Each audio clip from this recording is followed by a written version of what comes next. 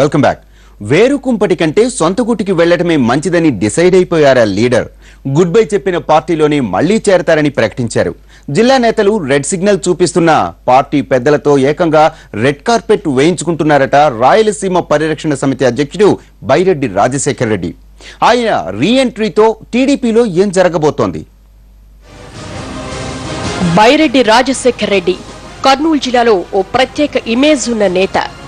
రాష్ట్ర విభజన సమయంలో సీమ జిల్లాల నుంచి ప్రముఖంగా వినిపించిన పేరు.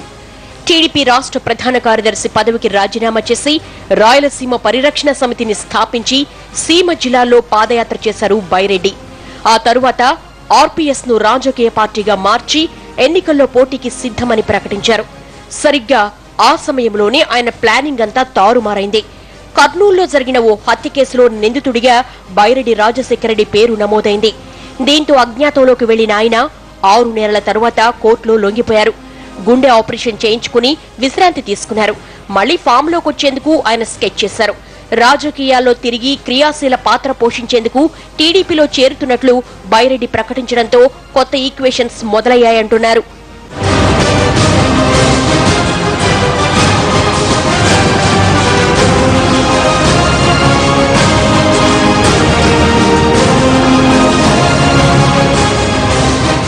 బైరెడ్డి రీఎంట్రీపై కొద్ది రోజుల ముందు నుంచే జిల్లా వ్యాప్తంగా గుసగుసలు వినిపిస్తున్నాయి.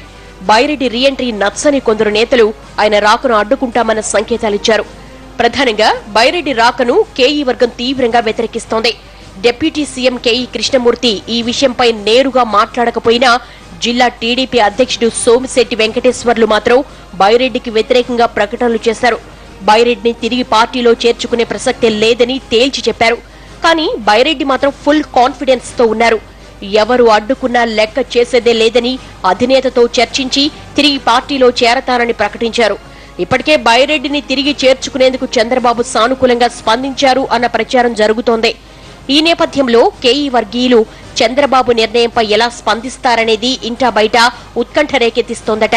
బైరెడ్డి టీడీపీలోకి రీఎంట్రీ ఇస్తే సమీకరణాలు మారతాయన్న చర్చ జిల్లా రాజకీయ వర్గాల్లో జరుగుతోంది. బైరెడ్డి రాక నందికొట్కూరు, పాణ్యం నియోజకవర్గాలపై తీవ్ర ప్రభావం చూపుతుందని చెవులు కోరుకుంటున్నారు తెలుగు తమ్ముళ్లు.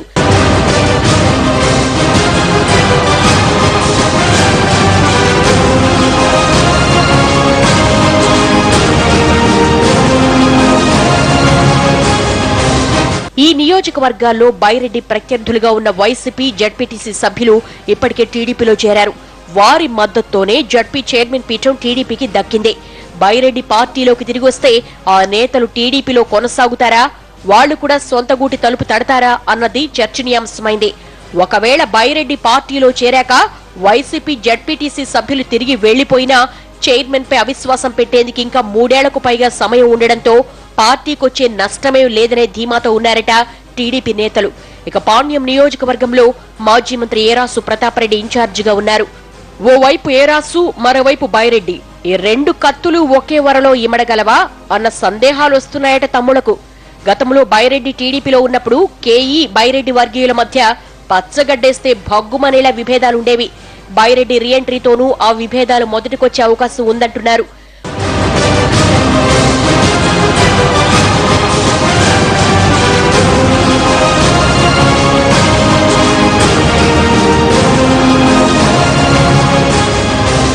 మొత్తంగా బైరెడ్డి రీఎంట్రీ కన్నా ఆయన తిరిగొస్తే జరగబోయే పరిణామాలపైనే సీరియస్ గా చర్చించేసుకుంటున్నాయి రాజకీయ వర్గాలు.